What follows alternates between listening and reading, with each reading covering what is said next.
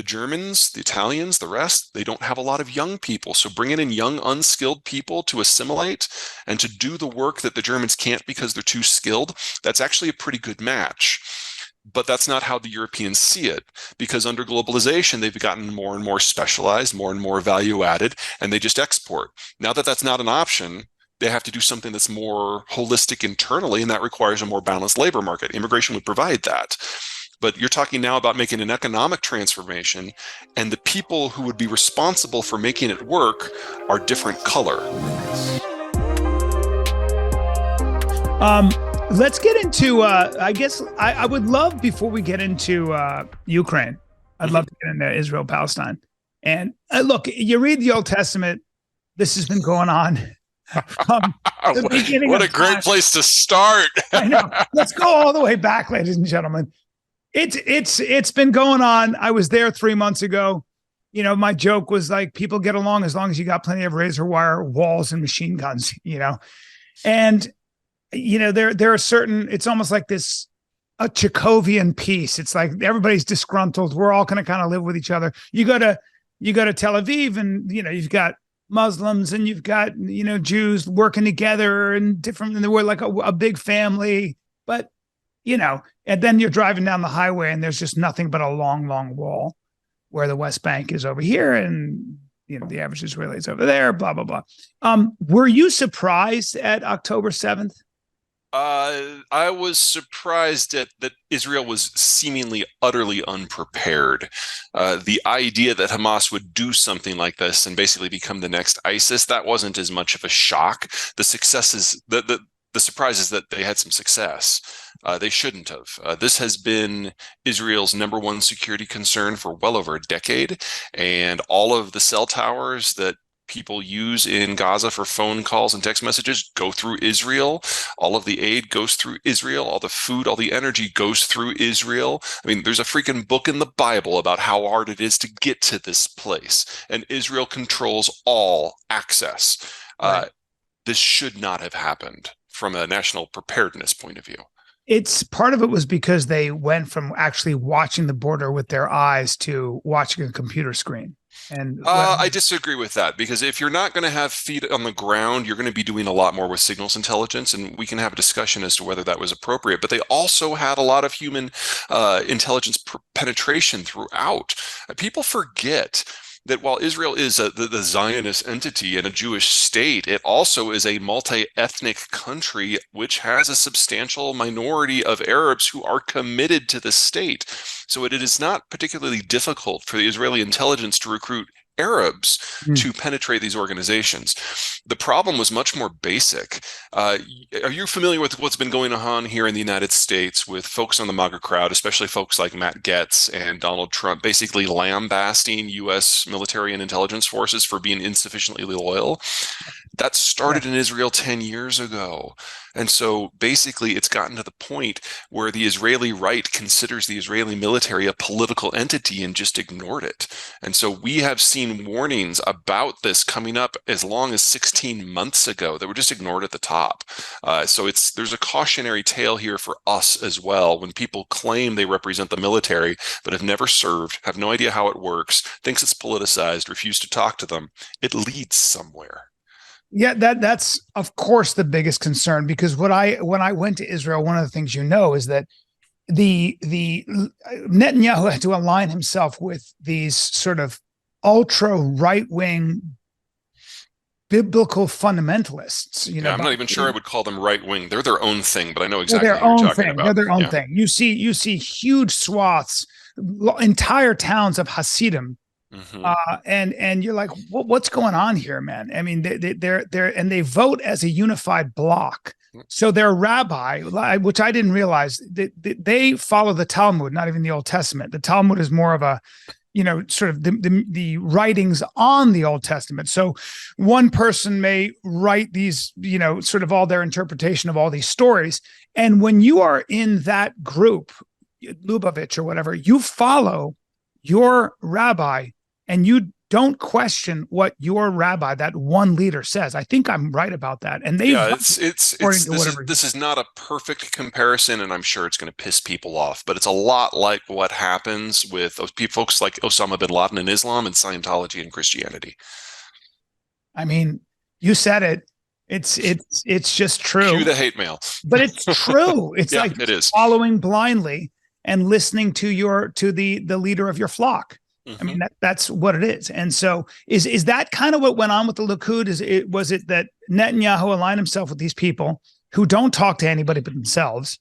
Right. And have a biblical understanding of the world around them as opposed to one that's actually based in facts. The only group that I have seen that is more diluted and has a bigger disconnect between what they believe and what actually happens are the Greens.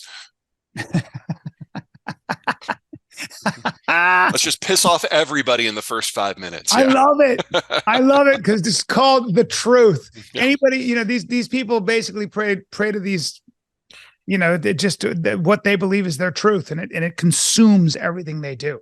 Unfortunately, yes. So then you think the idea was that the military wasn't being heeded. They weren't being listened to. Right. Now, there are always going to be folks in the national security establishment who all they do every day is dream up threats. And they're going to say, I predicted this. That's like people in our national security system back in October 2001 said they predicted 9/11 because they issued a memo 3 years previous that, someone might take over a plane and fly it into a building. That's not what I'm talking about here. I'm talking about ever more credible assertions of the very specifics that Hamas was preparing for, right down to the towns that were affected. They had operational intelligence on this not weeks before, months before. Why didn't they why didn't they act on it? Why would these it didn't mesh with their understanding of reality. The belief was that Hamas was too entrenched as a political player and wouldn't risk its own position to start a general war, and the tactics that were in use hadn't been used before, and they were dismissed as something that Hamas has never had an interest in. Didn't matter that Hamas was saying stuff like this out loud. So all the warnings were there, but just as the United States politicized the use of masks during a respiratory outbreak, unfortunately, in Israel, intelligence on Hamas became politicized. Do you think that Hamas realized that they had overstepped the mark?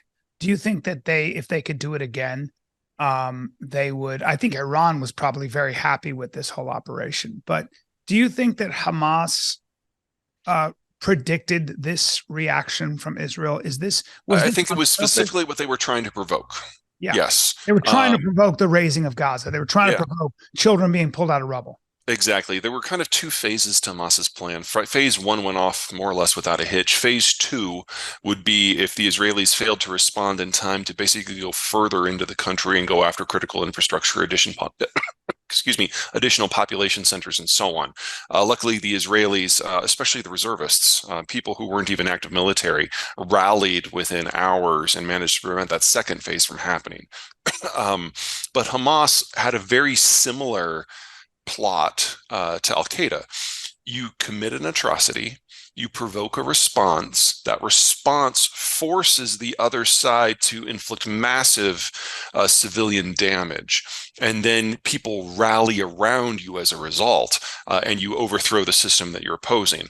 Now, in the case of Al-Qaeda, didn't work. I mean, yes, the U.S. moved in. We blundered sideways into the Middle East. We were there for 20 years, but not one country overthrew their secular government as Al-Qaeda had predicted.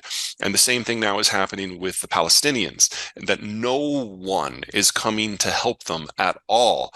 The leader of Hezbollah, a guy by the name of Nasrallah, he gave this fiery speech a couple weeks back about how this is horrible. And of course, Hezbollah will fight to the last drop of blood, fight to the very bitter end against Israel to support the Palestinians. And by fight to the end, I mean by the end of this speech. And that was it.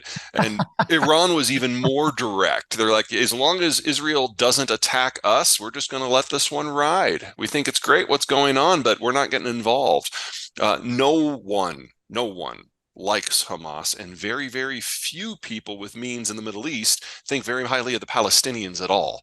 So Gaza, unfortunately, from a humanitarian point of view, is completely on its own, and Hamas, from a strategic point of view, thankfully, is absolutely on its own. Man, I tell you, sometimes you just think to yourself, if you were born in Gaza, you just better look next time. You Yeah. know, it's just You better such a believe in bummer. reincarnation, which of course Muslims don't. Yeah, it's just such a bummer. And so, do you think that Israel is going to will Hamas? It's a weird thing to even say Hamas because you know I think I'm probably right about this. You know, we say I want to kill the cartel, I want to kill Hamas. A lot of this is just when you're in Gaza and you want a job and you want to make any money at all, you've got to be somewhat aligned to the government, which happens to be Hamas. Yeah. So if I'm, I don't know, stuffing envelopes, I'm technically Hamas. So it's like when Iraq, we came into Iraq and said, anybody who's a Baathist can't work for us. Well, hey, dum-dums, you couldn't get a job in the military. Yeah. And so do you think Israel is aware of that, and who are they targeting? They're targeting the military wing for the most part, right?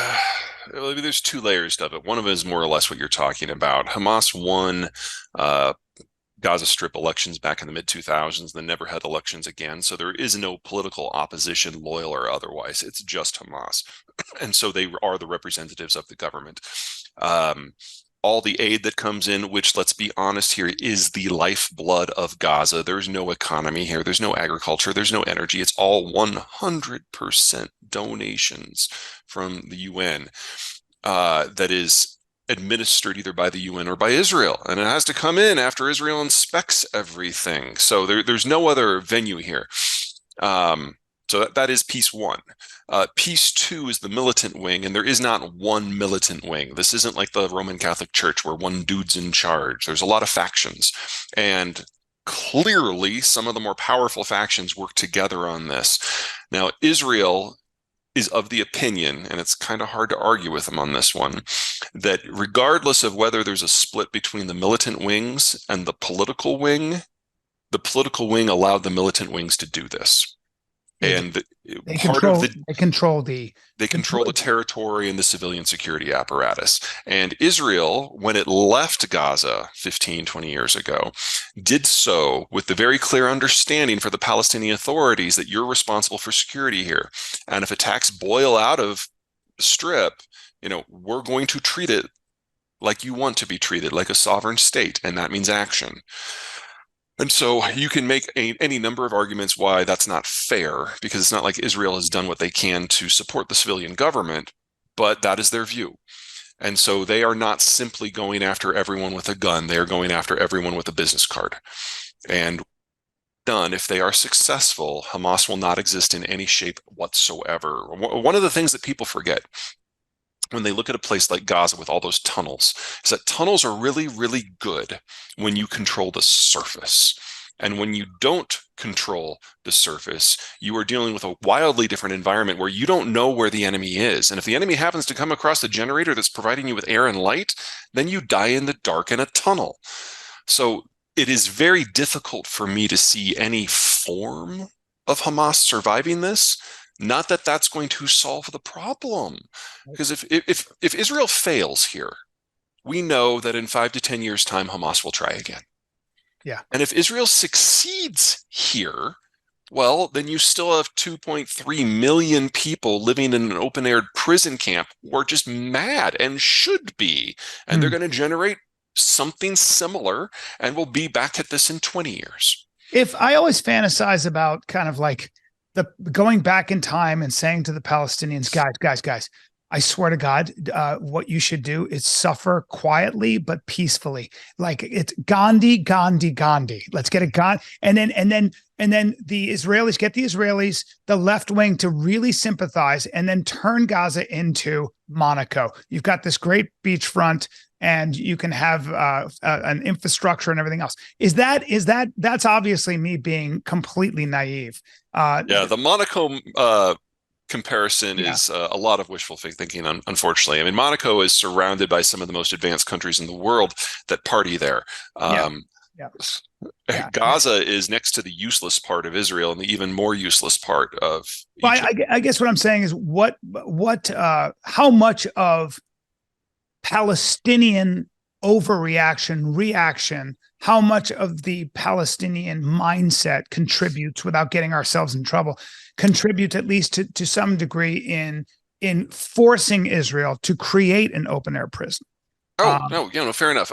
If as long as we're talking time machines, Hmm. if I could go back and convince the Palestinians of something, I would go back to the days of Bill Clinton and get them to accept the Oslo Accords fully, even knowing that wouldn't give them everything that they wanted, because they're never going to get everything they want. They and Israel live in the same land. It's that simple. Yeah. You can have one country there, and then you can have one subsidiary. You can't have two countries. So we have to go all the way back to the burning bush. I've got to have a talk with God. Hey, God. Yeah. Yeah, it's like Ishmael.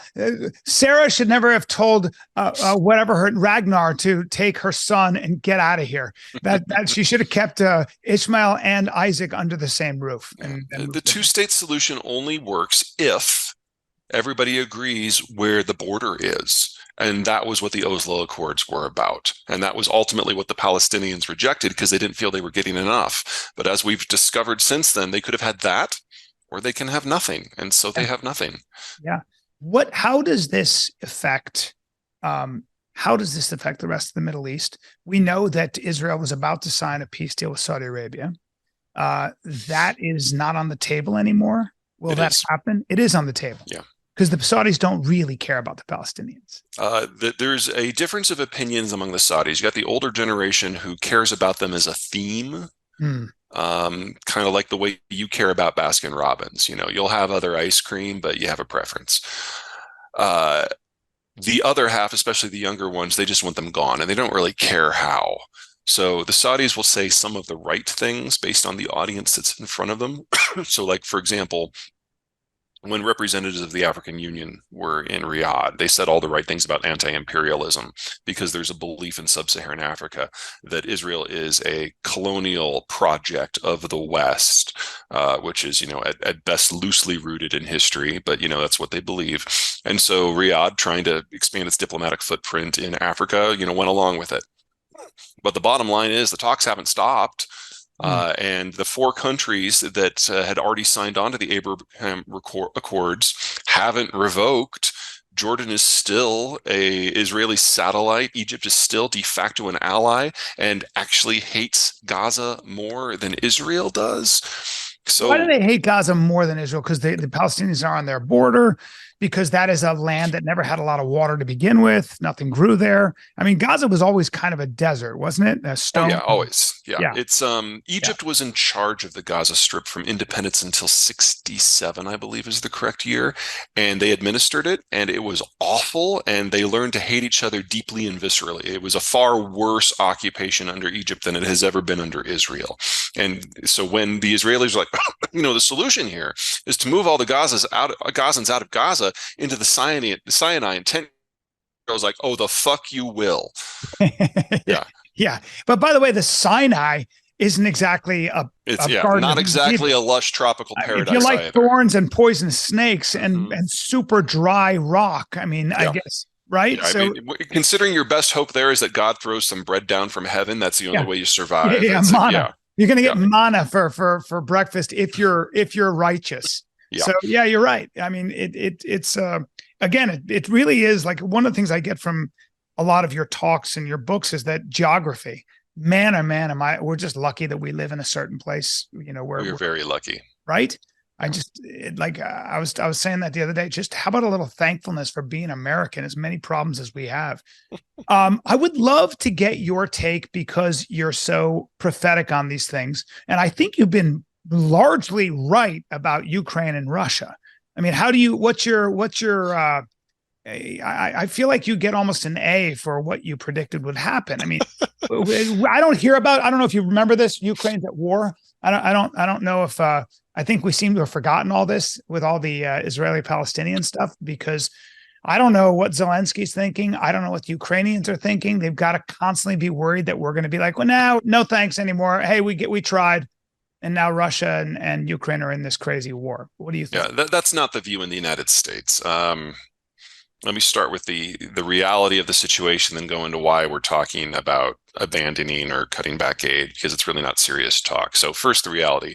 When the Battle of Kiev happened and that giant convoy of military vehicles advanced on Kiev and then just stopped because they forgot food and fuel, that's when in Washington and in London and in Paris and in Berlin and the rest, we realized we were facing a different sort of conflict than what we thought we were preparing for. When was this? When did this convoy stop? This was the first week of the war. Okay. And this was the Russian convoy. Correct. Right. We thought that the war would be over in 1 to 6 months. And that was a reasonable assessment. That was mine as well.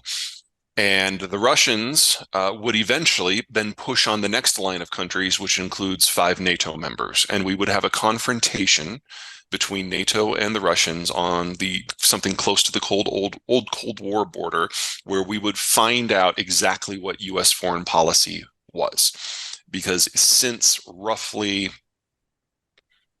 since the second W. Bush term, American foreign policy on NATO has been very flimsy, and Trump made it very clear unofficially that if he was reelected for his second term a couple of years back, he was going to pull out of NATO formally on day one.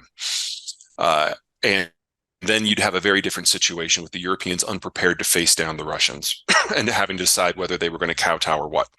When the Ukrainians proved that they, who functionally didn't have a military a decade before, could stop the Russians cold and stop what was probably the second largest armed force to march in post-Cold War history, the number one being the U.S. assault on southern Iraq during Desert Storm, that you could have this ragtag bunch of guys on four-wheelers basically stop the Russian army. That changed the math, because if there's anything we know about the Russians, is that for them to feel that they are safe, they have to be able to plug access to their territories. And that means reaching the Danube Delta, and that means reaching the Vistula, which is in downtown Warsaw, and that means eliminating the Baltic states. So that's 5 NATO countries right there in the crosshairs. We know they're coming for them eventually if they can. They would. We know that they are coming for them. Yeah. Like but that. Yeah. Okay. Absolutely, absolutely. And if you had Ukraine fall and a more or less force of equals, then, by Cold War rubric, we understand what happens with a force of equals. There's a lot of posturing, there's a lot of preparation, and there's diplomacy. But if the Russians were having problems taking on Ukraine, which was a basket case, then all of a sudden our assessment of the Russian military is very, very different. And so if they can succeed in Ukraine, what comes up on the Russian border is a mess. Their strategic needs haven't changed. It's their capacity that has. Right. And if they know they're not an equal force, they're just going to use nukes.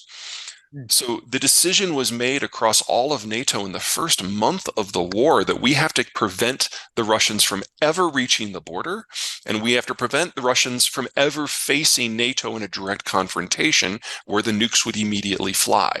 And so every weapon system that the Ukrainians can prove that they can operate and maintain, very big detail there, Germans were very specific on that. Everything that they can operate and maintain, they can have, and everything else is details. Still a lot of details, but that's where everyone's coming from. What's going on in the United States is that all the serious people who can find Canada on a map and do basic mathematics understand this and are behind it. So if you go and you talk to the Republican presidential candidates, whether it's Nikki Haley, Chris Christie, Ron DeSantis, they're all more or less on board with that understanding. They'll have their own ways to play it, of course. We're in the primary season. Ramaswamy, who's just looking to get. Ramaswamy is, God. Yeah. I don't want to say he's the dumbest person I've met in the last decade, because I've met a lot of dumb people. He's ambitious and he knows what he's doing. He's being a contrarian and speaking to that Trump base. I think his ultimate plan is he thinks that Trump is going to die eventually. Sound, and that somebody needs to fill that void. Why not him? Yeah. But in doing so, he's saying some ridiculous things. Yeah. Yeah. What does foreign aid look like? I think a lot of people don't realize that when we say we're going to give $40 billion to Ukraine, they think of it as a blank check. I know. Can you explain what it actually is and what it looks like? Okay. It falls into 3 categories. You've got spare weapons that were decommissioned and were slated for destruction. like 70% of the total. Then you've got Wow, ammo. so spare weapons that were slated for destruction. Yeah, it's like things we're not using, things that from our point of view are too outdated to transfer to our allies. We were just going to run some cordite around them in an open air pit and blow them up. I didn't know that. Okay. Here you go, Ukraine. You can have these. Okay. That's what they're fighting with. Okay, so that's category one. That's 70% of the total. Then you've got ammo, maybe 10% of the total. And then the other 20% is some sort of development assistance or budgeting assistance so that the government doesn't shut down. For the Europeans, those ratios are roughly flipped. It's about 70% budget assistance and then 30% military because they don't have much to give. Just to run the government, just to run things. Exactly. So from a budgetary point of view, you could make the argument that the Ukrainians are actually saving us money. Because we are not blowing them up. We're actually just shipping stuff over. Right. Now, that's not how it's going to be forever. Eventually, we're going to run out of spare stuff. But for now. But then we would probably go to companies like Lockheed, Raytheon, et cetera, and get them to build weapon systems for Ukraine. Probably. That appears to be the path that we're on now. Each weapon system is different. And as the Ukrainians like to say, they don't have a military, they have a petting zoo of military equipment because everyone has given them their cast-offs and their hand-me-downs, and a lot of it is not interoperable. Yeah. We went through a really, really knockdown, drag-out fight within NATO in the 90s and the early 2000s, not just with the new members from the old Soviet bloc, but our old members. Like, guys, none of our stuff works together. And let's be honest, our stuff is better than your stuff. So you need to make some decisions here. Either you modify your stuff so it's interoperable, we have a simpler logistics system, or you buy our stuff. One of the things that came out of that was the Joint Strike Fighter. So a central platform. That means that everyone who chose to go with the upgrade option has a lot of old stuff, and they just gave it all to Ukraine. So eventually, we're all going to run out of hand-me-downs, and we're either going to have to provide the Ukrainians with frontline equipment, or we're going to have to do a massive defense buildup to either overhaul allies with newer stuff and they can give their older stuff, or to do a defense buildup to build the older stuff. And all of those decisions are different based on which country you're in and which equipment you're talking about. But that is very much in play right now. Was there something the United States could have done to have avoided this invasion? Did the United States provoke this response by not explicitly saying they would stand against Ukraine's membership in NATO? Ukraine is not a NATO member, so we would have never made flirting with it. They were flirting with it. And flirting is the word. They never even made the candidacy list, which is usually the start of a 10 to 15-year process to apply for membership. Remember that if you want to become a NATO member, everyone has to approve. Every single country has to approve of you becoming a candidate. And then every single country has to approve the negotiations at every step of the process. And then everyone has to ratify with their Congress or Parliament membership. So it's not like the United States just made a wild decision here. We hadn't even gotten to step 1 of 20 in the accession process. With what about the fact that we had military bases there? Did we have biolabs there? Did we have nothing? There's something called the Partnership for Peace program, which we built in the 1990s to try to convince the Russians that we really didn't want a confrontation. So all the former members of the Soviet Union were invited to join, and the Russians did. And Ukraine was on that list as well. And basically, it's things like civilian control over the military, teaching the military about human rights and why you don't use AK-47s to plow through protesters, that sort of things. A little bit of there was no military, sort of clandestine military presence in Ukraine? Really? God, no. So that's all conspiracy. Yeah.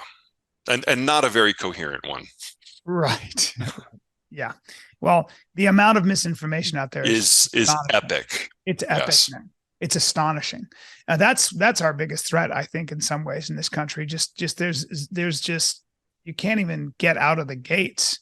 Yeah, people have lost confidence in mainstream media, and focused media is, if it's done well, it's still narrow casting. It doesn't give you a broad view. Man, it's unbelievable. And then just talking to you about what the nature of U.S. aid is something that I think literally 99% of the people don't know. Oh, and it's not like it's rare information. You can call up your congressman gets a weekly briefing of the equipment that goes over. So every Congress full information in front of him or her about everything that's going on, where it came from. It's all documented when it's used. They have to do videos when they use the big stuff to prove that it's not going on the black market, which it's not. But if you'll still get Congress people who will lie through their teeth about what's going on, even though they have the information literally in their hands. It's unbelievable. It's just so unconscionable. Like, what are you doing? You know, and I can't think of anything that has gone down in the last 30 years that is more in favor of American security than keeping the Ukrainians alive. Let's just ignore the moral case completely. They're fighting a war with a nuclear power, so we don't have to have a nuclear war. This is a win. This is not hard. Right. So in other words, you think bleeding the Russians dry on the Ukrainian fields is the best way to do what? And not regime change, because I think that's naive, because that's a loaded term anyway. It is. But I think, the idea that you would get rid of Putin and you're going to get somebody better is a fantasy. I mean, I just don't believe in this good guy, bad guy stuff. There aren't a lot of good guys in Russia. Even Navalny, or that political prisoner that they've got. Yeah. His biggest dispute with Putin over the Ukraine war is it's just not being fought competently. He doesn't really have a problem with the concept. Right. That's right. Yeah. And were you surprised to see that Prigozhin was killed? That was he was probably bribed by the United States to run that convoy on Moscow, right? And then why did he I doubt it. Okay, so in Russian, well, let me back up. In medieval history, of which Russian power structures roughly mirror now, there is always this pretender to the throne who is supposedly controlled by the sovereign, whether it's the Praetorian Guard or the Janissaries or the Gurkhas. You've got this force that is independent of the official structures that reports only to the leader. Well, that is stable, and it contributes to the strength of the state until it doesn't. And what happened was it just stopped. And so Prigozhin basically found himself unable to elicit Putin's backing to become more powerful and to take over the defense ministry. That's ultimately what he was after. And so he decided to take matters into his own hands, and he captured a city and made a bid for Moscow in order to force Putin's hand. And he got killed for it. Big mistake, dude. Yeah. No, I mean, it was an interesting play, but let's remember, this guy was a failed caterer. He was not the smartest person that Russia had to offer. He was just one of the more brutal ones. Is that what it was? In Russia, it doesn't really favor brains. It favors brutality.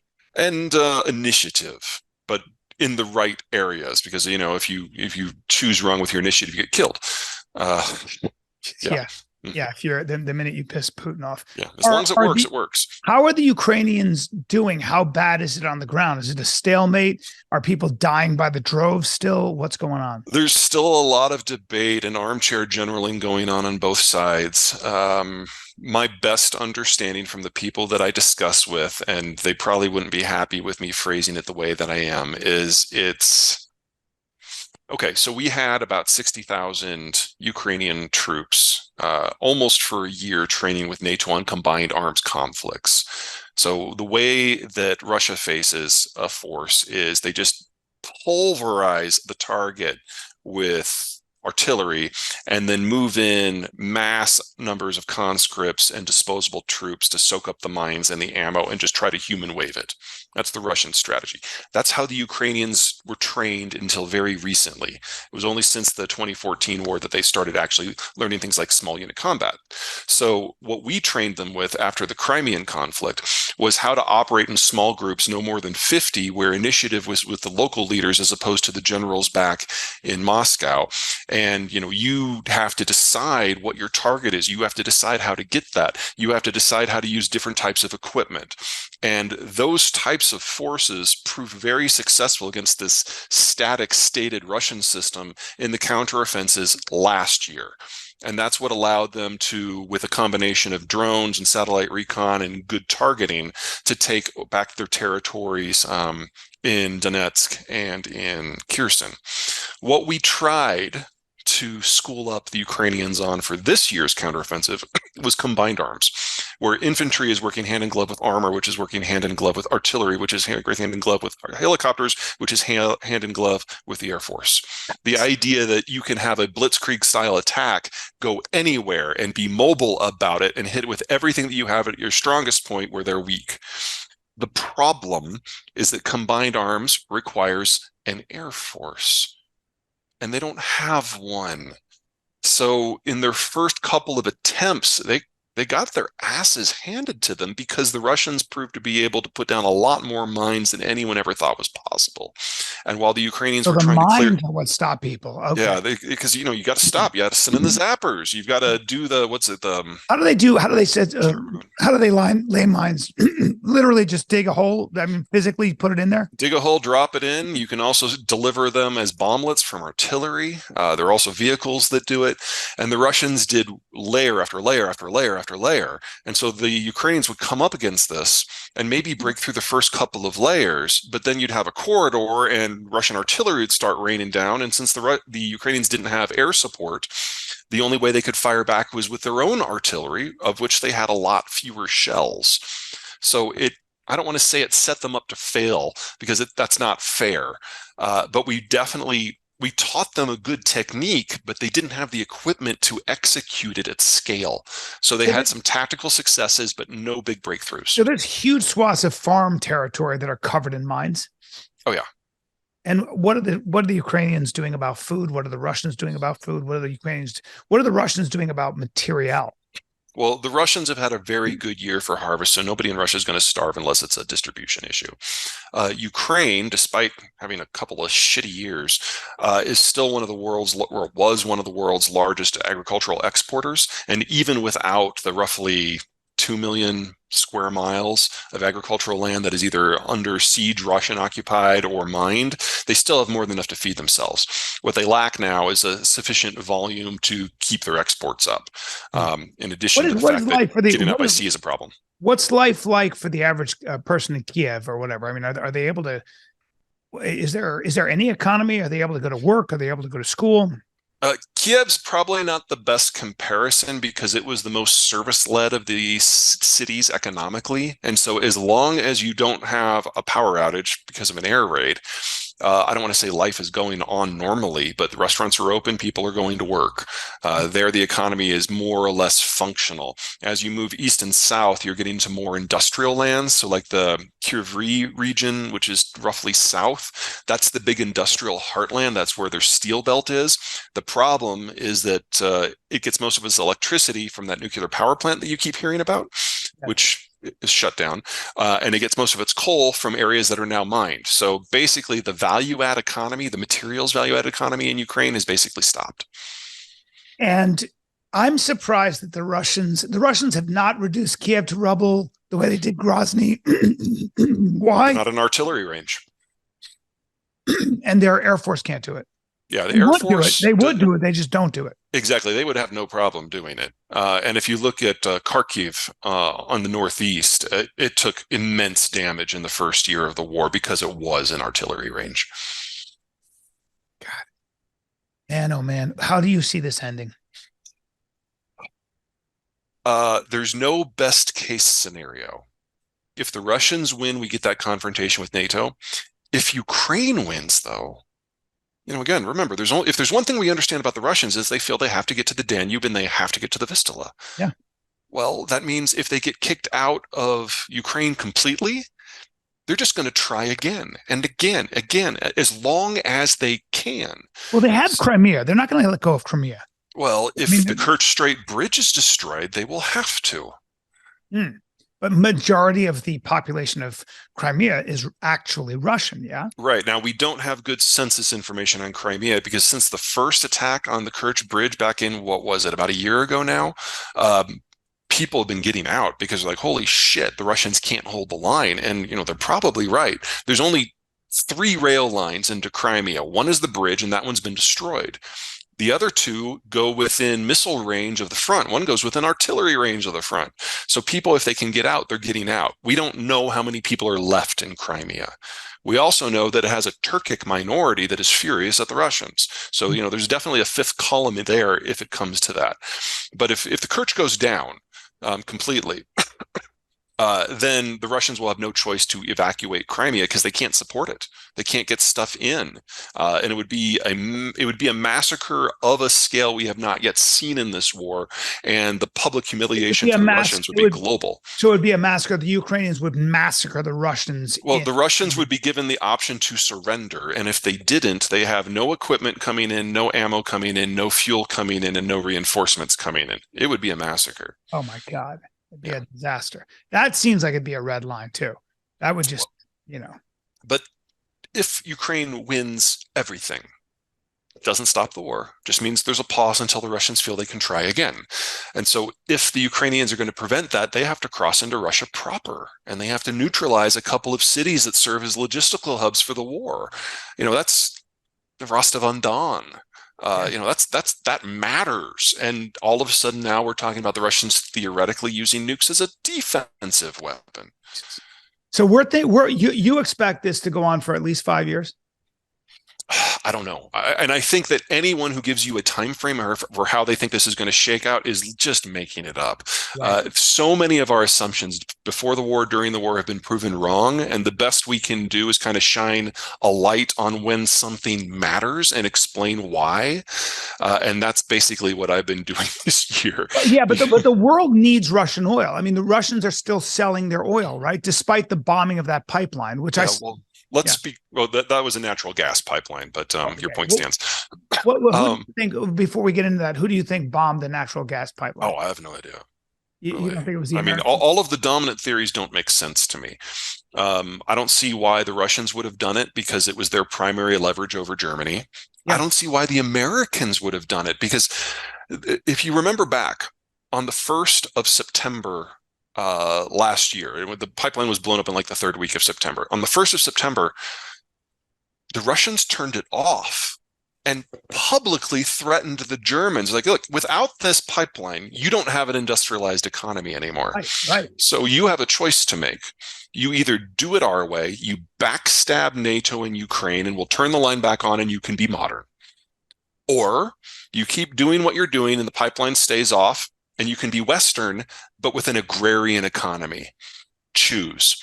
Jesus. And the Germans did. They chose to be Western, not modern. And so from the American point of view, when this threat was made, we thought we knew what the Germans were going to do. We thought they were going to side with the Russians, just like they had on every other energy and security issue of the last 25 years. So we were getting the hammer ready. And then all of a sudden, the Germans said, no more. And we're like, put that down. So there was no reason for the U.S. to do it. So who the hell do you think did it? The Ukrainians? It's a possibility, but remember that there's bigger infrastructure crossing Ukraine that's still operational. One of the insanities of this war. If I was a betting man, my theory, which I can't support, but my theory is that it was Gazprom, the Russian company that operates the pipeline. Because when the Kremlin said no more gas for Germany, force majeure doesn't apply. You broke your contract. And so Gazprom is now on the hook for reimbursing the Germans for natural gas they had to buy on the spot market, which cost 5 times as much. So, you're talking $1 billion every few days. But if the pipeline were to blow up by forces unknown, well, then force majeure does kick in and you can walk away from the contract.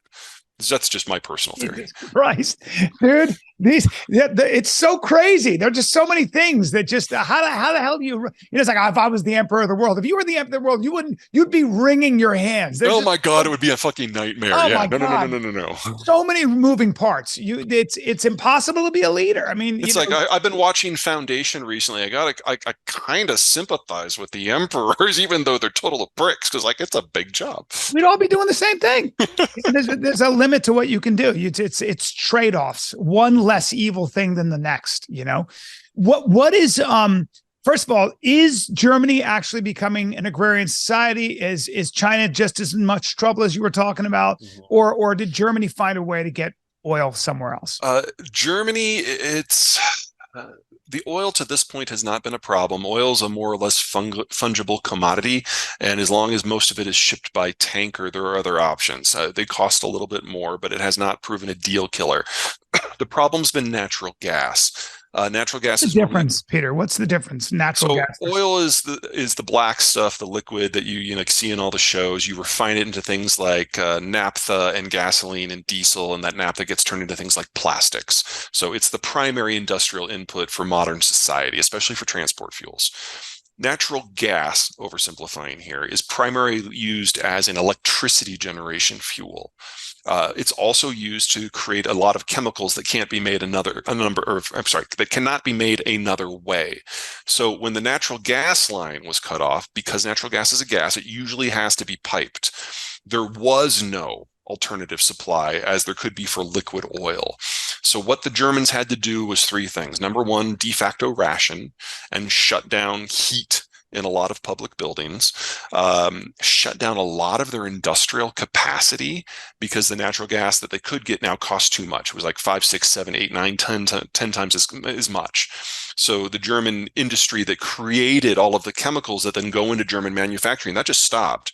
And that is, for the most part, still offline. And you have German companies like BASF, which is their chemicals major, literally dismantling entire facilities and moving them to Louisiana to tap American gas. And then third, they've built some facilities to import natural gas in liquefied form, much more expensive. But because of the shale revolution, the United States actually has enough natural gas to help out. And so those three things have patched. And last winter was really warm. So the worst case, or really the expected case, didn't happen.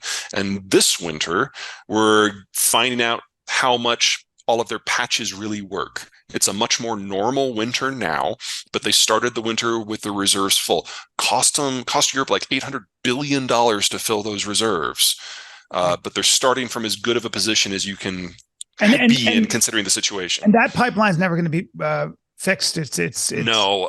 If it could have been fixed in the first few weeks, they might have been able to rehabilitate it. But there's been salt water on the inside. The outside of the pipeline is corrosion resistant. The inside is not, and so they would have to relay the whole thing at this point. God, can you talk to me about immigration? What is going on in Argentina? What is going on in Holland? What is going on? We've got these libertarians taking the helm, getting rid of entire government agencies, which talking about it anyway. Yeah, it sounds great until you realize, like, I don't know if you ever read The Fifth Risk by the hell was his name? The guy who wrote Liar's Poker, and he wrote The Big Short, Michael Lewis. Gotcha. And he just basically talks about, look, if you're a libertarian, you know, I always call myself a libertarian. Then you realize how much government actually does, like the Department of Agriculture that shoots off like fireworks to keep geese out of the airfield. They keep falcons, you know, just the Department of Energy getting sheep to graze at higher altitudes because of global warming. There's a lot of shit that, you know, we don't realize, or the Tesla I drive was made possible by ARPA, which is low interest loans. There's a lot of shit that we all kind of rely on. Who keeps track of all the uranium rods and all those diagnostic machines in hospitals? If you don't like dirty bombs, you might want somebody. Yeah, I can guarantee it's not Tesla. It's definitely not. There is long-term research that private enterprise is not going to be involved in because they don't see a fast enough return. So that is where you have DARPA. That is where you have GPS. That's what GPS came out of. That's what Velcro came out of. That's where Kevlar vest came out of. That's where, you know, blah, blah, blah. So, you know, it was a real eye opener for me. Who manages the electric grid? Who makes sure that all that nuclear waste that's buried in the ground doesn't seep into the Columbia River, et cetera, et cetera. So for me, it was like, oh, fine. Yeah, geez, I talk a lot of shit and I really haven't done any research. You know, you read a book sometimes and you're like, oh, look, Bryan Callen doesn't know a goddamn thing, which is how I feel when I talk to you. So, but, you know, it's good to be humbled. So talk to me about what is going on in Argentina. Is this good? Is this bad? We don't know yet. Let's put that on the to be determined. Milei, the new president, has no experience in government that matters. Excuse me. I had COVID and then I had a cold, so I'm still Everything's going around. Yeah. He'll probably not be getting rid of the central bank after all, because that, among other things, regulates banks, which is a relevant thing. But he's absolutely right that the situation in Argentina is awful, and it is the fault of the Peronists, and this is because of decades of deliberate mismanagement, and things will get worse before they get better. That doesn't mean I think he can fix it. That means I don't know. I wish him well. But oh my God, what I can tell you is that Argentina has an excellent agricultural system, a pretty good infrastructure system, great naturally navigable waterways, an excellent educational system, and arguably the healthiest demographic structure on the planet.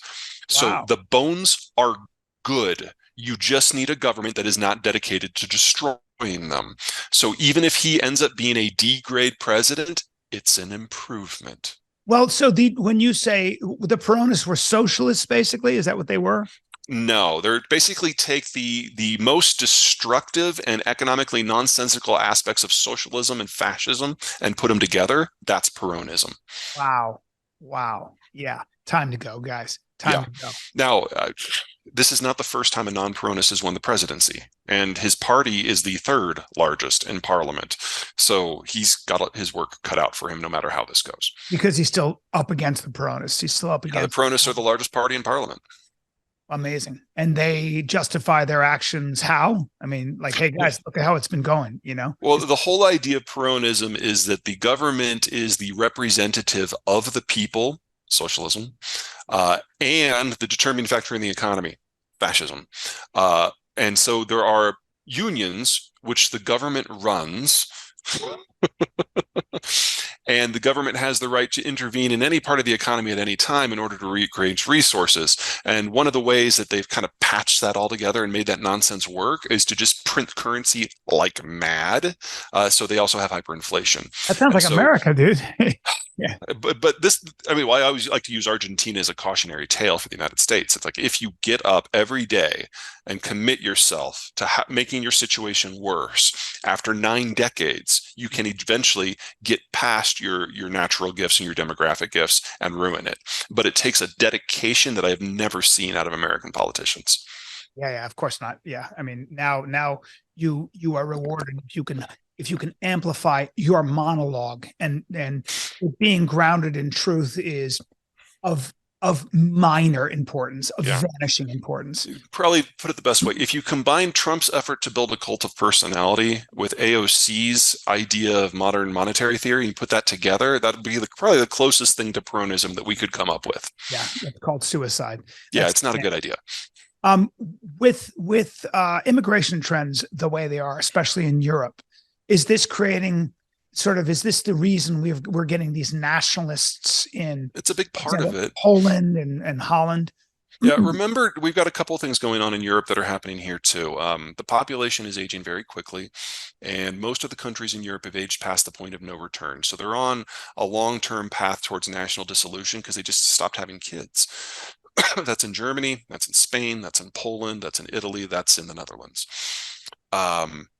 Second, globalization is dying, and the European economy was founded on the idea that we can all get along, and that means Europe can export anywhere. That's no longer the case. Throw in the Chinese product dumping to make it worse. So they need a new economic and social model anyway. And at the time that their population is aging out and they're desperate for labor, you have migrants on their southern and eastern borders wanting to come in. Those migrants are, for the most part, un or low skilled. Now, from a purely economic point of view, it's actually a pretty good match. The Germans, the Italians, the rest, they don't have a lot of young people. So bringing in young, unskilled people to assimilate and to do the work that the Germans can't because they're too skilled, that's actually a pretty good match.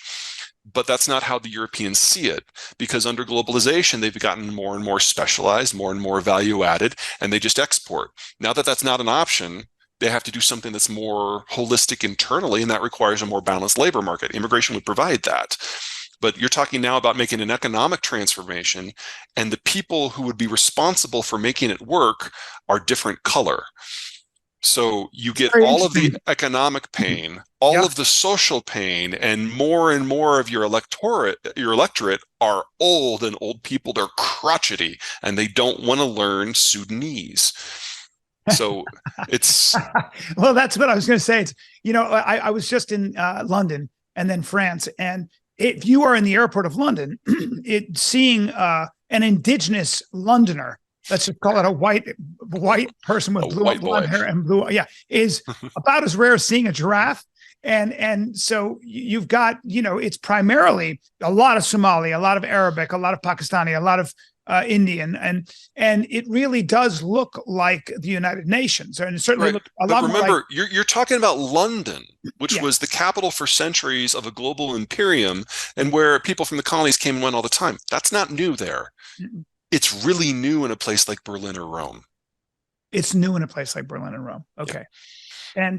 But you're saying that, because I look at these immigration trends, and you've got people like Douglas Murray who are saying, like, I don't like that they're saying Allahu Akbar on my streets. It's a war cry, and these people don't belong here. And then you've got lots of pro-Hamas, or at least pro-Palestinian demonstrations in these. Just before you go on, for the record, Allahu Akbar it is a war cry, but it's also the Canadian equivalent of saying tits. Exactly. It's like, or our equivalent of doing that. I'm aware that this is very true. This is very true.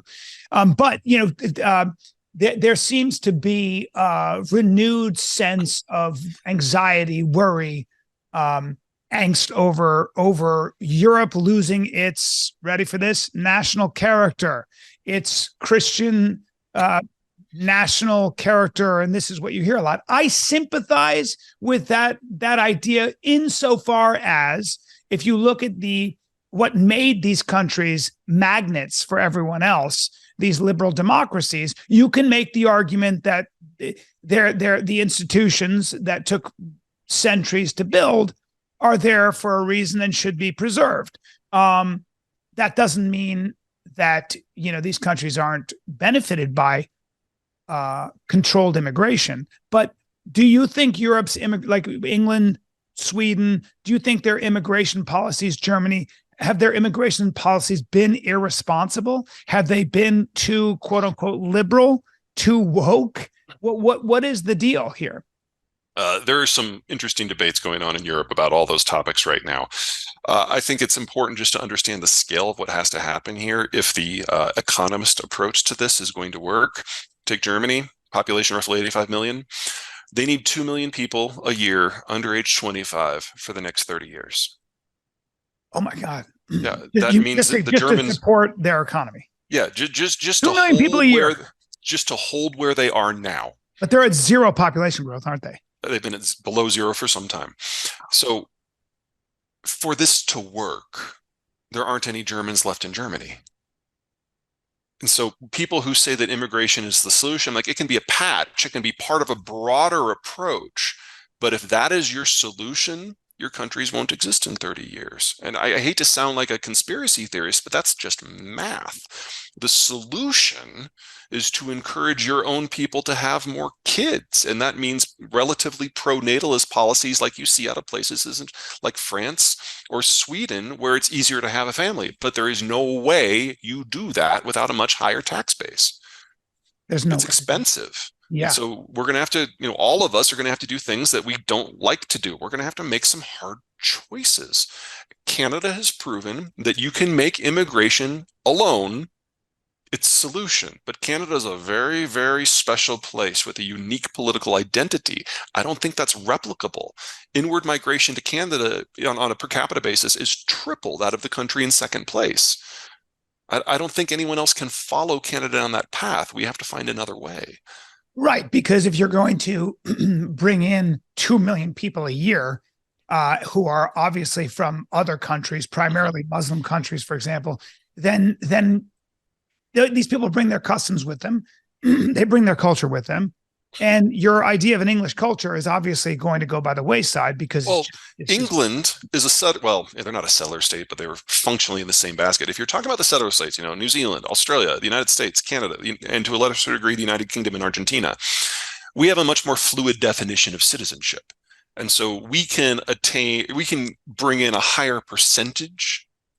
Where that number is, of course, is subject to much debate, but we can do it and sustain it much more than the nation states of Europe who are ethnically defined. So Germany has honestly, I think, bent over backwards to try to loosen the definition of German, but just the scale of the problem, the shortcomings in numbers are so huge that it's just not enough. In Italy, they haven't even tried.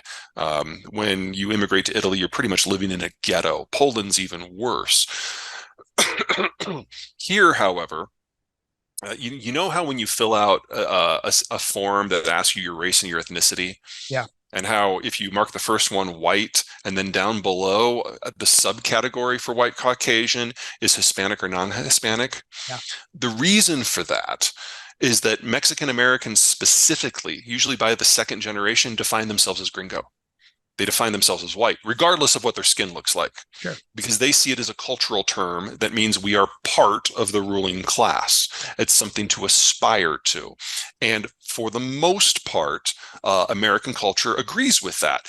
One of the great things that I think Donald Trump did on race relations, of all things, is to convince the American hard right that the Mexicans are part of the club.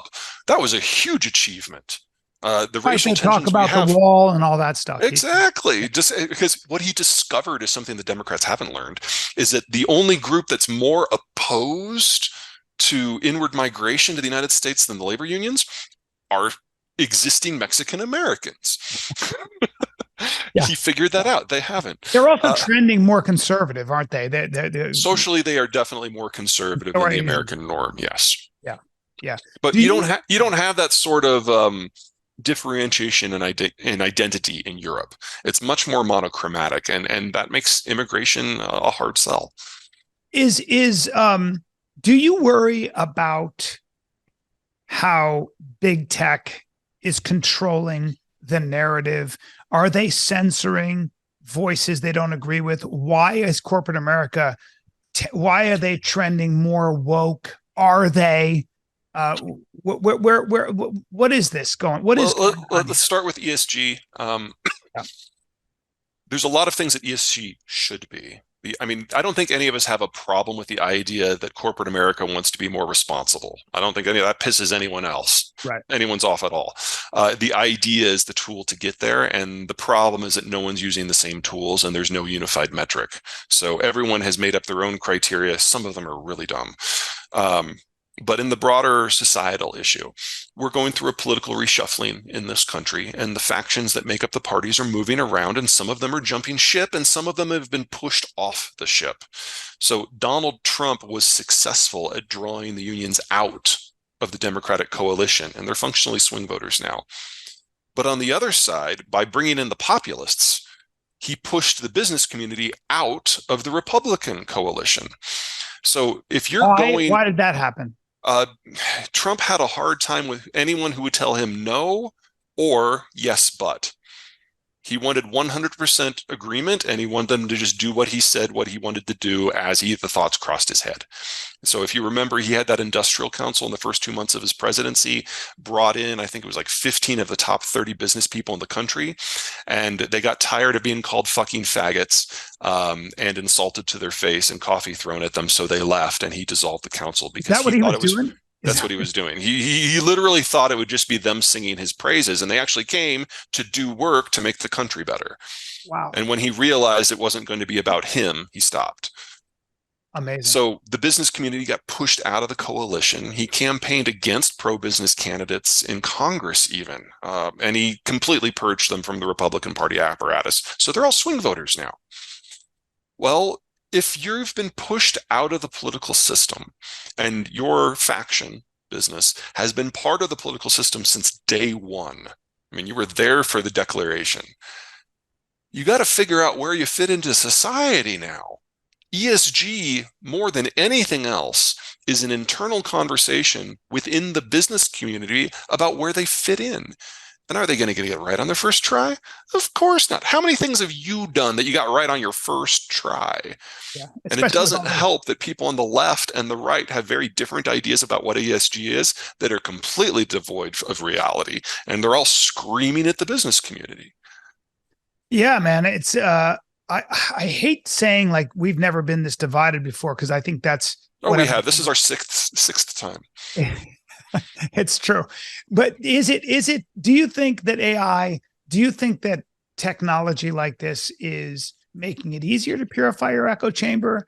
Is it Oh yeah. easier to get fooled by your algorithm? And if so, again, that might be a growing pain too. I think people figure these things out. I think Well, people find a way to get to what's actually happening. You can fool some of the people some of the time, all the people some of the time, not all the people all the time, right? And I right. think that we human beings are just, Americans especially are just amazing at adapting and having these conversations and going, I don't trust it. I don't believe it. Where is it? And let's figure out how to get to what's actually going on. I think the best comparison is the telegraph, which was the last big explosion we had in information access. Yes. And we had something very similar go on there where journalists would just make shit up completely from scratch. And people didn't have an alternative unless they bought another newspaper where someone else was making stuff up. And it became so prevalent that we got what we now call yellow journalism. You could argue that's why we got into the Spanish-American War. And, it was a mess until such time as we developed label laws and people were held criminally liable and civilly liable for the lies they knowingly made and promulgated. In time, we will have something like that for social media. We're not there yet. That would be, I can see the right freaking out over that because it's the freedom, they're regulating the internet and they're coming after us and all that stuff. I have a hard time feeling sorry for people who want to preserve the right to lie to the population. That's fair. That's really fair. The question that's why I left Twitter. Yeah. The question though becomes who is the body that decides that? Absolutely. I didn't even suggest that this is something that we just get one law and it's done. It's a process, and it's going to be agonizing because we're not used to thinking that way in this country. But as we showed with libel laws, we will have to get there eventually. The question is whether if it comes through Congress, which would be preferred, other courts. It sounds to me like you're a little bit optimistic about the future of the United States, Peter. Oh, we've survived worse than this. I mean, this is the 6th time we've gone through one of these political reshufflings. It only turned into a civil war once, and we're nowhere close to doing it this time. So it's loud, it's messy, it's awkward, and we will get through it. Right. You have a new book, which I need to read, The Accidental Superpower, 10 Years On. Can you, I need to read it. First of all, the fact that I got you on and I didn't know you had this book. What? I know. I read your other book, which I loved and quote all the time. So believe me, at the top of my reading list is this, but it's very bad manners to not have read your book to have you. No, I've got 4. Don't feel bad. So this Accidental Superpower was the original. This is the first book that came out 10 years. Okay. This is the updated version. Wow. Okay. So the original text is all in this bad boy, but there's about another 15,000 words that closes the gap for the last 10 years. Gives you an idea of what I was right, what I was wrong about, and why, and how it's going to play out over the next decade. Were you more right than wrong? Yes. That's a big deal. How much more right than wrong were you? I'd say it's about 80-20. That's pretty fucking amazing. Now, that is taking into account that some of the things I'm saying I'm right on haven't fully manifested yet. So there's a whole section in here on what the China breakdown looks like. I call it the China Wars. Clearly, China's still there. But information that has come out in just the last 6 months indicates that we're really facing national disintegration across the Chinese system right now at a speed that I could have never even predicted. Really? So it is that bad? So yeah. Well, yeah. So the new demographic. Okay. So demographically, China has one of the 5 fastest aging countries in human history already.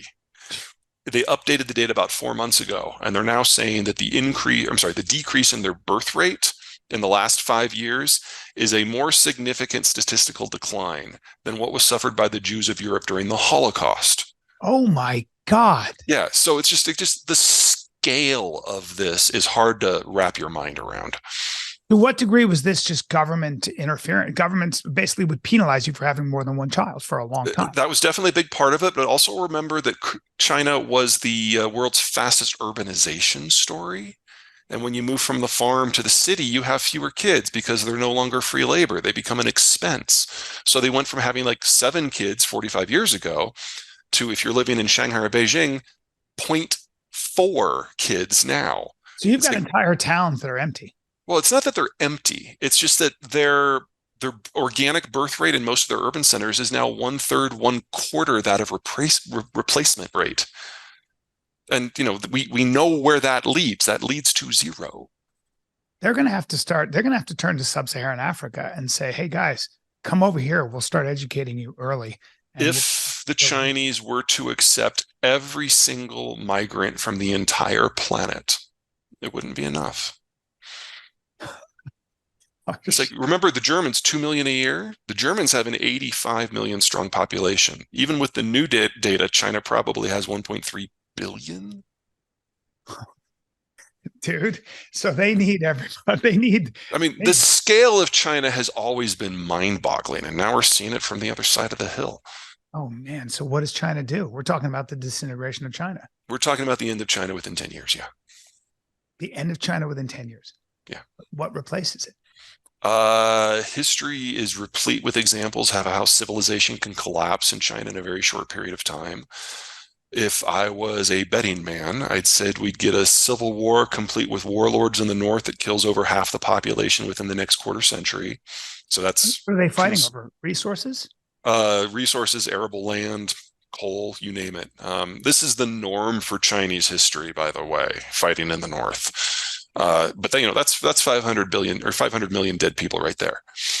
And then I would guess that the southern cities from Shanghai down to Guangzhou would more or less go their own way as independent city-states. And the interior gets ugly. We like to think of the Tibetans as like saffron robe wielding, smiling people. No. Historically speaking, the Tibetans were the meaner version of the Mongolians.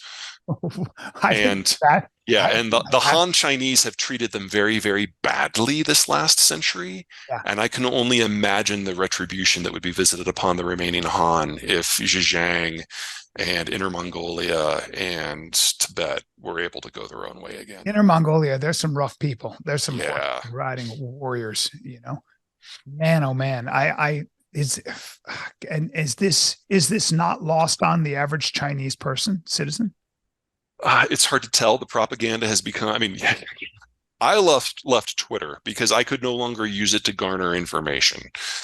Why? Just because there's so much misinformation? Oh, well, the algorithm was changed. So everything that I cared about was pushed to the bottom, and active dissemination of propaganda was pushed up. So my feed all day, every day was nothing but Chinese disinformation, Russian propaganda, porn bots, and Bitcoin scams. So I went from spending about 2 hours a day on Twitter to get maybe 1/3 of my information on a given day, to the last day I really tried, I spent 10 hours and I got nothing.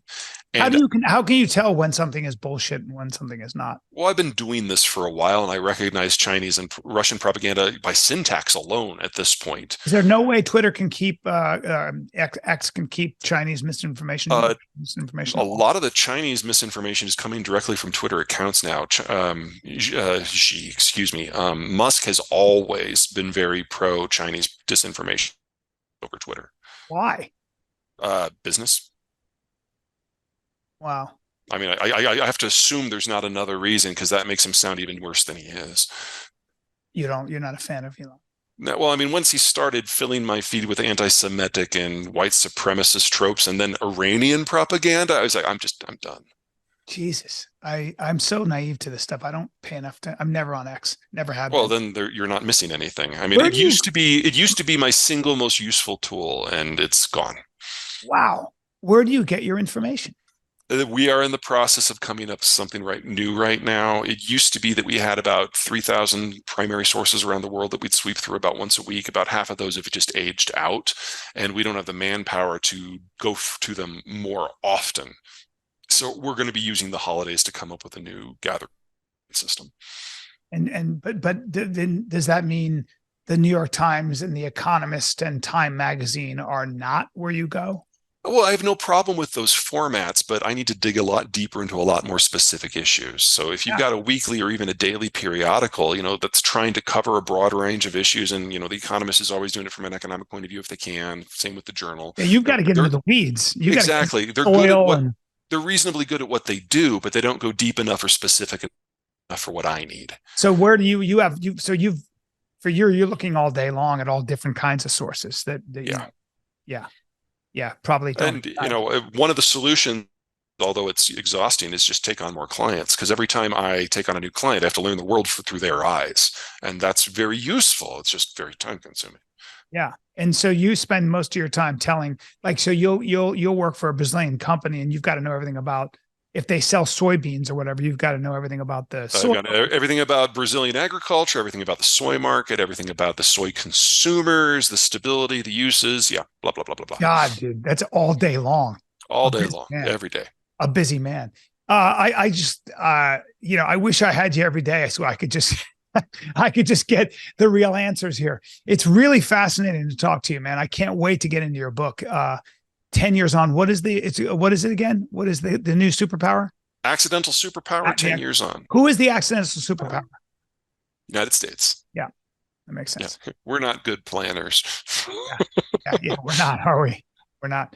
Did you want to talk about energy? You emailed me that was on your list. Yes, please. I would love to. I would love to talk about energy. Talk to me about I remember you saying something I've been thinking a lot about is until we have a breakthrough in material sciences, we are married to fossil fuels, and and going into a green economy. There's no way to do that without increasing our fossil fuel footprint. Has anything changed? Not really.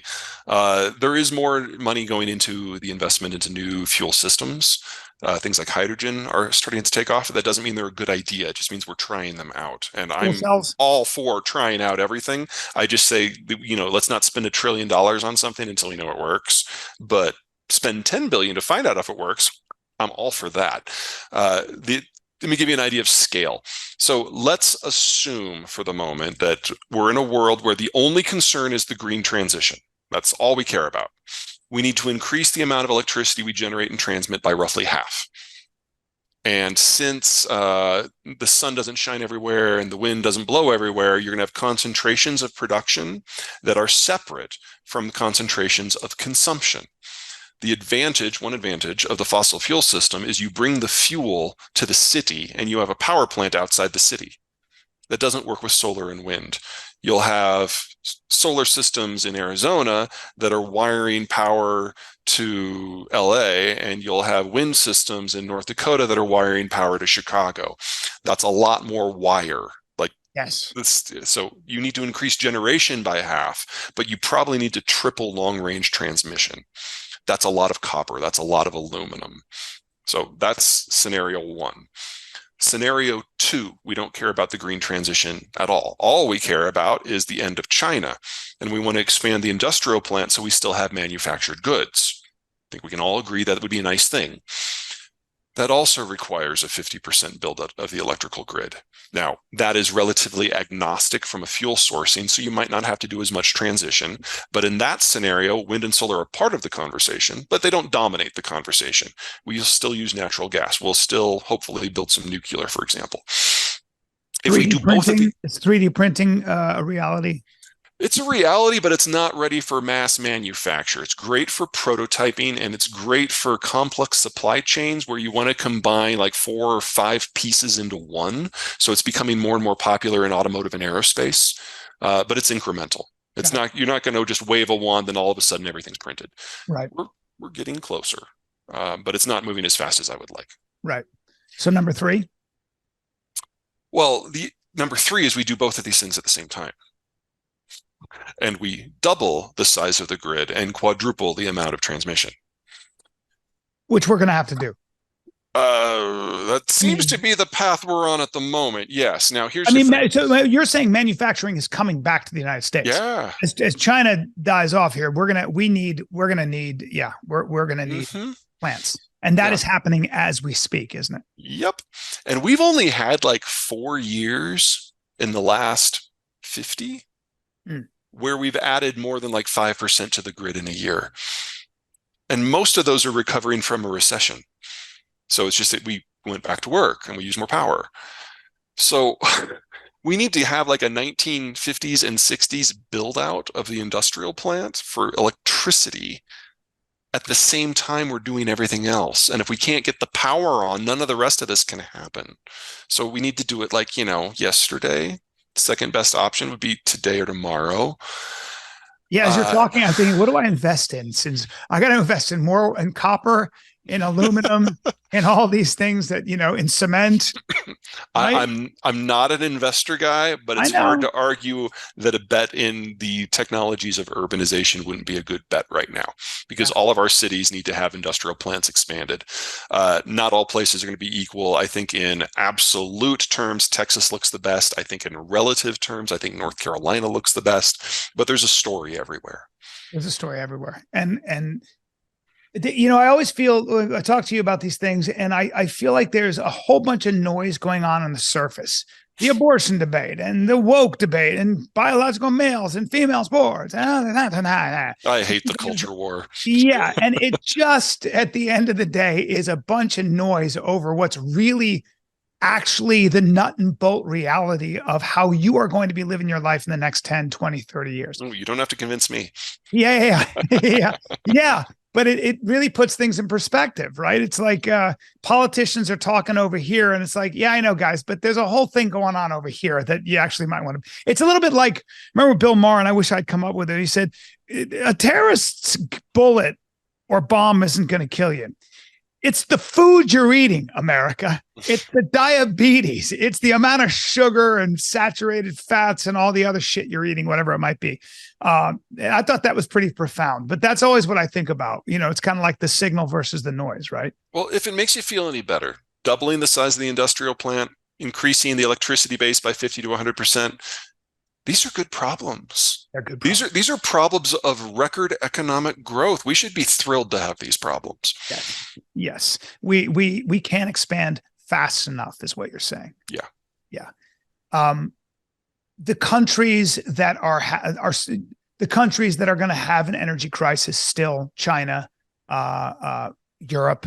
But China's at the end of the chain. They're the last ones to get fuel. So yeah, for them for sure. So you're looking at famine, societal breakdown, debt issues, trade issues, security issues, and energy issues all at the same time. But I worry that they're a nuclear power.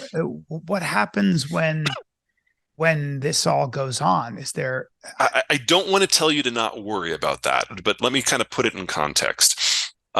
If the Russians achieve what they want to do in Ukraine and Poland and Romania and the rest, they'll have built an external buffer and they'll have narrowed the access points. Right now, they've got functionally about 4,000 miles of open border. And if they get to these places and they can anchor in seas and deserts and mountains, that shrinks down to about 400 miles. So, they reduce their problem by 90%. For them, military strategies are an appropriate approach to solving this problem.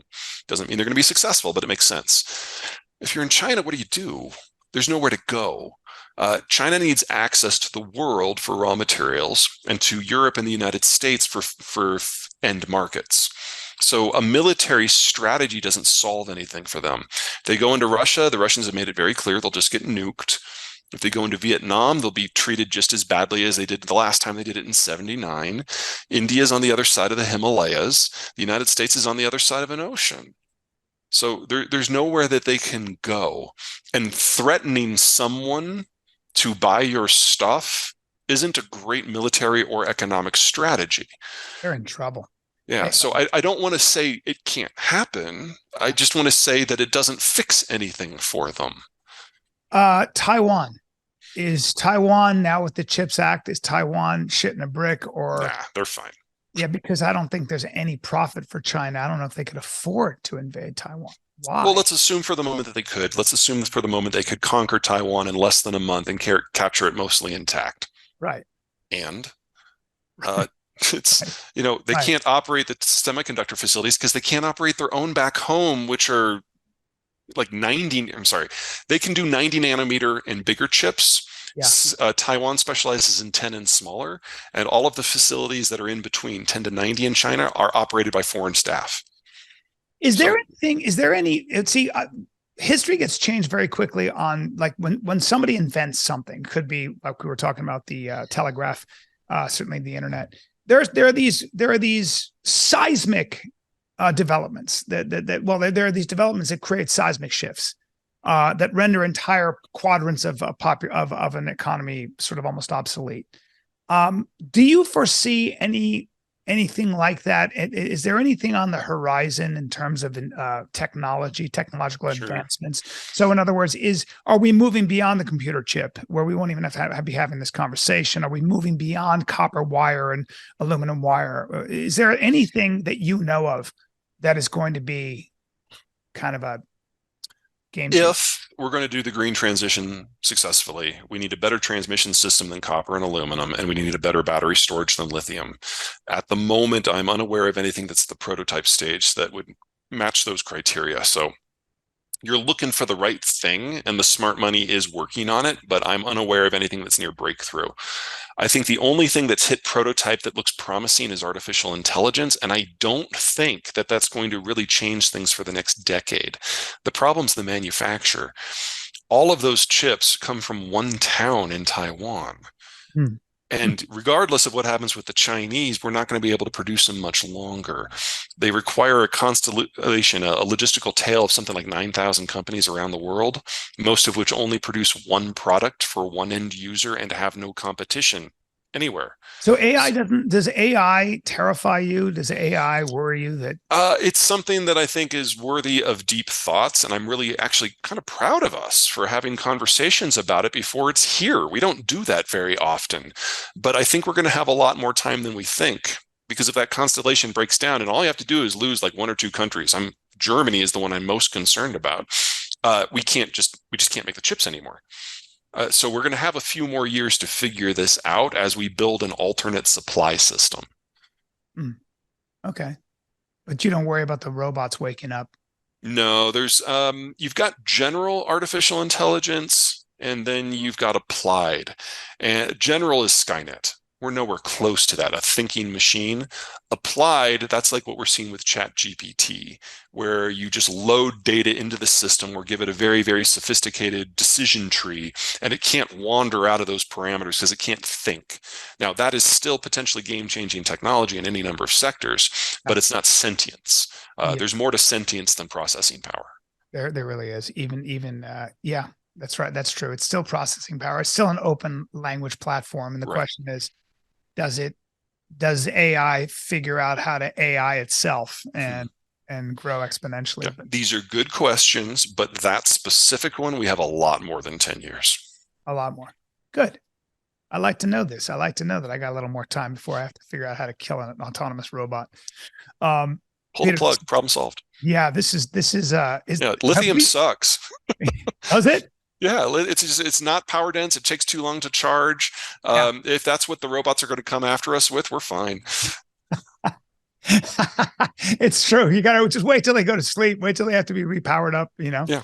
And that's really what we're talking about, isn't it? We just don't have a battery that can last, 6 months or whatever. Nuclear. Why are we not moving more in the direction of nuclear power plants, man? Come on. The short version is we're all really stupid, and nuclear has a bad rap for things that it has not done. The slightly longer version is Greenpeace is one of the most successful Soviet agitation propaganda programs that they've ever done. And they are in part responsible for, among other things, the Green Party in Germany. And they are very, very proud of how much they've turned the West against nuclear power in general. You're so dumb. They're so dumb. I mean, I can't believe China doesn't have nuclear power plants everywhere. They're building them as quickly as they can. Now they have about, I want to say 40% as many as we do right now. But here's another news shock. The Chinese are not nearly as smart as everyone seems to think they are, especially when it comes to practical engineering. Really? Yeah, no, it's a very low value added economy. The reason that we think of them as this intellectual juggernaut is their top 1% are pretty bright. And the top They're 1%, over here. Yeah. The top 1% of 1.3 billion people is 13 million people. Yeah. That's a lot. But it's not enough for a broad scale first world economy. Is there anything we've missed? Because this has been awesome. There are some interesting things going on in energy that are not related to nukes and are not related to solar or wind. Well, actually, one thing for wind. The new turbines are a kilometer tall. What? Yeah, isn't that nuts? They're a kilometer tall? Yeah, as you go up, you hit stronger wind currents that are more reliable. Wait, they're a mile high. Kilometer. Kilometer. Okay, I'm sorry. Use your metric. 2.2. Yes. Yeah. Sorry. Yeah, It's still really it's still a half a mile. Yeah. It's pretty high. God. And so we're actually seeing in the Great Plains, especially in West Texas, people are already starting to use wind power for base load. It's not as intermittent once you get up to those altitudes. Do they build them right there? They have to bring them in parts and then assemble exactly. Them right there. Yeah. And the more segments you put up, the less structurally sound it is. So the smart play is to now build the wind turbine blades as close to distribution as possible. One of the problems we had with the early phases of the wind revolution is as the turbine blades got bigger and bigger and bigger, there were certain roads that they just couldn't take them on. Yeah. So they had to build them on the other side of that infrastructure. And some of that infrastructure, industrial plant is now in place and it's proceeding. How well do they work, these kilometer high? They have all the normal problems that you would associate with something of that size. Yeah. But you don't need nearly as many of them to generate the same amount of electricity. So long gone are the fields that just carpet, and you just have a line of them just stretching off into the distance. Yeah. Yeah. So that's promising. Something else that's promising, we just had our first prototype project finished for a updated, enhanced geothermal facility where they took shale drilling and seismic technology and married it to the geothermal steam system. So geothermal until now has been, you look for a hot spot in the crust that is within a couple hundred, maybe a few hundred feet of the surface. So think Yellowstone, geysers. And you run a pipe into it, you capture the steam, you use it to run a turbine. The new ones use shale seismic tech to find a hot spot that might be 2 miles down. And then you drill down with shale tech and go laterally into it in order to build a closed loop system where you have got the heat down way, way, way down below, generating what you need for the power. The downside of the original system is not everybody lives on a glacier, or excuse me, on a geyser. Yeah. The advantage of the new system is everyone lives over shale. It's one of the most common rock formations. And we're not looking for petroleum here, we're just looking for heat. So all you have to do is go down. So the first project in Vegas is up and running. It was a pilot project. Technically, it's been a success. The second one will be in Utah, which will be commercial grade, something like 600 megawatts, so like a proper power plant. And if that one works and the numbers look good, we'll be doing this in every single state. Wow. Damn. That's incredible. Yeah, that's the best news I've seen on the electricity front in the last 5 years. Well, I like ending on a positive note, Peter. I don't get to do that very often, so thank you. Thank you, man. And keep doing what you're doing, because I don't know what I do without your YouTube channel and the things I get on my Instagram, because it really puts things in perspective. It's always an education. As this, I've never done a podcast where I think to myself as I'm doing it, I need to come back and listen to this again. But the book is The Accidental Superpower, 10 years on. And it's the sequel to The Accidental Superpower. And this is the one that I think depressed you. I love that book though. I know, but it was so important. It was also kind of like, I love reading things that kind of sort of shake me up. And I go, everything I've been listening to over here has just been a bunch of noise. So, and it seems like you are being proved right. Once again, the prophetic Peter Zeihan. I know. It's great. You're a prophet of doom, but a good one.